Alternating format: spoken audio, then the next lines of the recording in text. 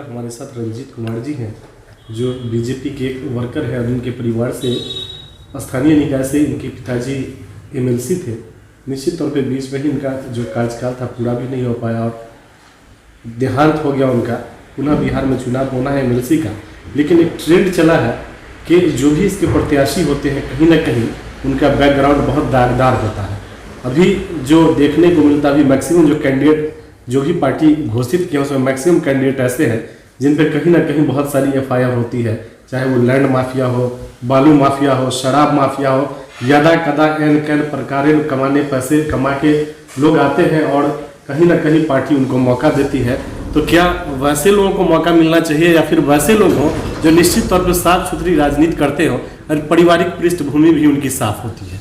कैसे लोग होने चाहिए? जरूर सर, राजनीति में जब तक साफ सुथरे लोग नहीं आएंगे तो आगे बिहार नहीं बढ़ेगा, देश नहीं बढ़ेगा। और हमारे घर से देखिए साफ सुथरा छवि, हमारे पिताजी पे एक भी दाग नहीं।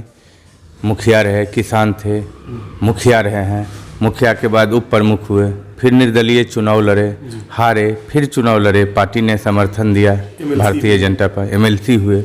मेरी भाभी विधायक है, देखिए अच्छे परिवार से, साफ सुथरा, कहीं कोई दाग नहीं है, आपको कहीं नहीं मिलेगा। कहीं ना कहीं आपके परिवार से जो लोग रहे हैं, आपके पिताजी रहे हैं, पंचायत की राजनीति से और बड़े पद पे पहुंचे, तो बहुत सारी बाधाएं बीच में आई होंगी और इस टर्म को पूरा नहीं कर पाए। शायद उनका जो स्वास्थ्य था साथ नहीं दे पाया और कोरोना काल में ही उनका देहांत हो गया। लेकिन कहीं ना कहीं वो आप लोगों के बीच एक चीज़ छोड़ के गया, वो ये था कि राजनीति में चरित्रवान रहिए, व्यावहारिक रहिए। जी जी, निश्चित तौर पे यही क्रेडिट है कि आज भी अगर आप क्षेत्र में घूमते हैं या लोगों के बीच जाते हैं तो ये मिलता होगा आपको। बहुत बहुत आज उन्हीं का किया हुआ है। जो हम जा रहे हैं तो लोगों को लोग बता रहे हैं कि हाँ, आपके पिताजी बहुत अच्छे आदमी थे, इन्होंने ये काम किया, कोई जात पात नहीं किया, जहाँ भी वो विकास किए हैं सबके साथ न्याय के साथ किए हैं और बहुत सम्मान हमको मिलता है। यहाँ तक कि लोग को सिर्फ इतना बोलते हैं कि हम सुनील बाबू के लड़के हैं तो हाथों हाथ लेते हैं कि नहीं नहीं, आइए आइए, आपके पिताजी का किया हुआ है, हम लोग नहीं भूलेंगे। तो बहुत सारे ये तो राजनीति में समझिए निष्ठावान और चरित्रवान, ये बहुत बड़ी बात है, बहुत मायने रखती है। गर्व से कह सकते हैं कि सब लोग पाए नहीं जाते। जी, मैं तो सर हम बोल रहे हैं पूरे दरभंगा जिला में हमारे पिताजी पे कोई नहीं उंगली उठा सकते हैं। अगर है कोई तो आए सामने कि उन्होंने किन्हीं के साथ अन्याय किया हो। और यही कारण था, कहीं ना कहीं चरित्रवान ही थे जो पंचायत के मुखिया से विधान परिषद के सदस्य बने। जी जी और जी, उनके देहांत के बाद भी आपके परिवार से मौका मिला और आपकी अभी भाभी विधायक है जी, गौरा बौरा विधानसभा दरभंगा जिला के।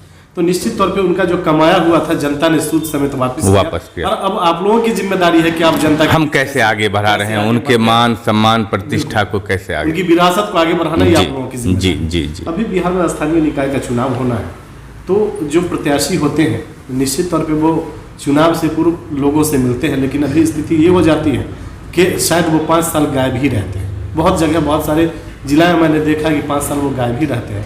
तो क्या वैसे लोगों को मौका मिलना चाहिए? नहीं, क्षेत्र में रहना है, जनता के बीच रहना है। अब जनता के बीच नहीं रहिएगा तो फिर उनका समस्या आपको पता नहीं चलेगा। जब समस्या पता नहीं चलेगा तो आप उसका निदान कैसे कीजिएगा? पटना में बैठ के आप, दिल्ली में बैठ के आप क्षेत्र की जनता की समस्या हल नहीं कर सकते।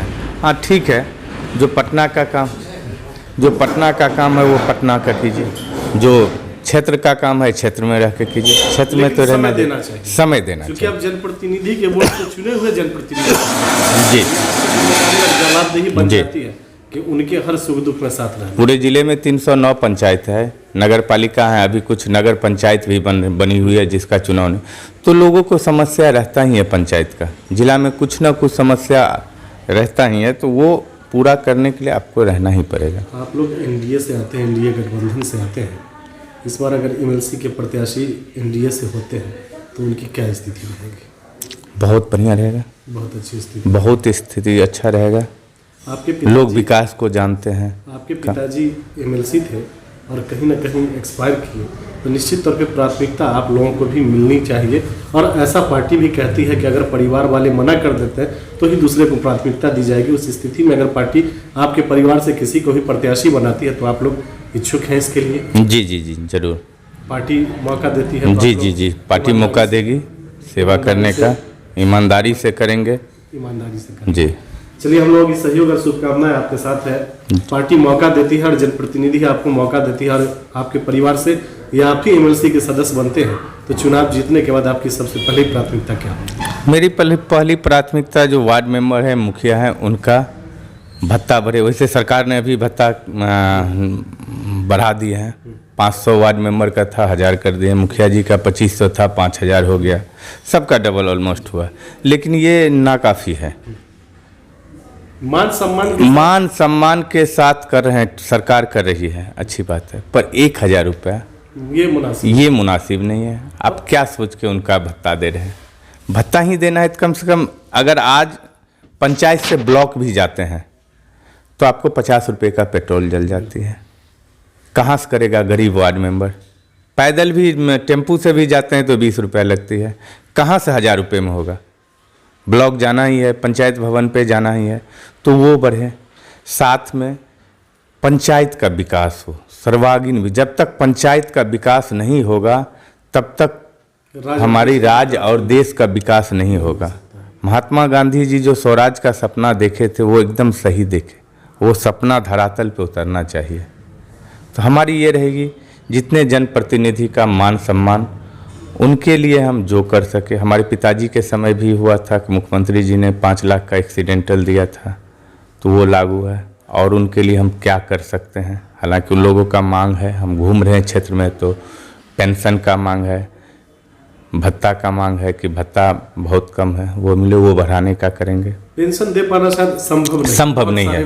बहुत सारे लोग हो जाते हैं। संभव आता है कि उनकी सुरक्षा भी होनी चाहिए। हाँ, सुरक्षा होनी चाहिए। सूचना मिलती है कि बहुत सारे मुखिया जो है जिनकी हत्या हो। नहीं, अभी तो सरकार ने, हमारे मंत्री हैं सम्राट चौधरी, उन्होंने घोषणा भी किया है कि जहाँ ऐसा है तो हम उनको सुरक्षा देंगे, बॉडीगार्ड देंगे, उसकी व्यवस्था हो रही है। ये प्राथमिकता होनी चाहिए कि हम जनता के लिए काम कर रहे हैं और हमारी सुरक्षा, हमारे परिवार की सुरक्षा नहीं हो तो ये गलत है। ये होना चाहिए, क्योंकि कुछ घटना घटी है, कुछ मुखिया जी के साथ घटना घटी है अपने बिहार में, तो सरकार ये सब आश्वासन। जी जी जी। कुमार जी, इनका साफ तौर पे कहना था कि निश्चित तौर पे जो जनप्रतिनिधि चुन के आते हैं, कहीं ना कहीं उनको अपने पद की गरिमा का ख्याल रखना चाहिए। और चरित्रवान अगर व्यक्ति होंगे तो निश्चित तौर पे बहुत सारी जो समस्या है या भ्रष्टाचार है उस पर अंकुश लगेगा। वरना भ्रष्टाचार की जो गंगोत्री कही जाती है, निश्चित तौर पे वैसे लोगों से निकलती है जिनकी पृष्ठभूमि जो दागदार होती है। स्थानीय निकाय चुनाव में अभी जो बहुत सारे प्रत्याशी मैदान में है, साफ तौर पे देखने को मिलेगा कहीं ना कहीं उनकी जो पृष्ठभूमि है वो दागदार रही है। और पैसा वाले होते हैं, धनबल वाले लोग होते हैं, कहीं ना कहीं लोगों को डरा धमका के कहें या फिर अपना भय दिखा के निश्चित तौर पे जनप्रतिनिधि बन जाते हैं, लेकिन शायद वो 5 साल उपलब्ध नहीं होते हैं। कहीं ये देखने को मिलता है कि 5 सालों में जो मुखिया उनके वोटर होते हैं उनसे भी उनकी मुलाकात नहीं हो पाती है। तो दरभंगा के जो जनप्रतिनिधि हैं उनको ये तय करना है कि आपके बीच जो प्रत्याशी आते हैं वो कैसे और कैसे प्रत्याशी को आप मौका देंगे ताकि हर सूत्र में आपके साथ खड़े। निश्चित तौर पर अगर जनता तय नहीं करती है तो जो स्थिति बाकी जगह की है शायद दरभंगा की होगी। पूर्व में जो स्थानीय निकाय से जनप्रतिनिधि थे स्वर्गीय सुनील कुमार सिंह जी, कहीं ना कहीं उनका जो कार्यकाल था निस्वार्थ रूप से लोगों के बीच थे। और यही कारण है कि आज परिवार को जो प्रतिष्ठा मिल रही है या हाथों हाथ परिवार के लोग को जो जनता लिए हुई है, ये उनकी